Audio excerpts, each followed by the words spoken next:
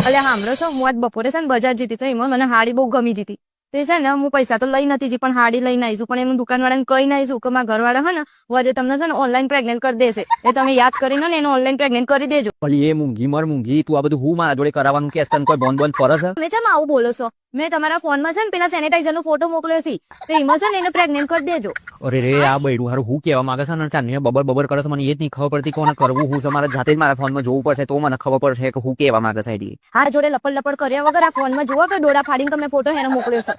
તારી જે થાય હારા ભણ બૈરા આ તું હું બોલ કરે છે ને એવા મને ખબર પડી જાય. આ તું જેને સેનેટાઈઝર કહે છે ને એને સેનેટાઈઝર ના કહેવાય બાપા, એને સ્કેનર કહેવાય. પેલા દુકાનવાળાએ તને ફોટો મોકલ્યો છે ને એ સ્કેનર છે અને એ પછી તું મને મોકલ્યો છે અને એમાં પૈસા આપણે મોકલવાના છે. હવે મને ખબર પડી કે તું પ્રેગ્નેન્ટ કરવાનું ચમકો છે. એને પ્રેગ્નેન્ટ કરવાનું ના કહેવાય બાપા, એને પેમેન્ટ કરવાનું કહેવાય. એટલે તું પેલા દુકાનવાળાને પેમેન્ટ કરવાનું કહે છે. હવે મને ખબર પડી હારી હરખી રીતે બોલવાનું રાખ ને ઉદાર કોઈક લેવાના દેવા થઈ જાય. સારું સારું એ બધું ને હવે તમારે સમજી લેવાનું. એમાં બૈરાનું ઇંગ્લિશ તમને એટલી સમજણ નહીં પડી હું કહેવા માંગુ છું.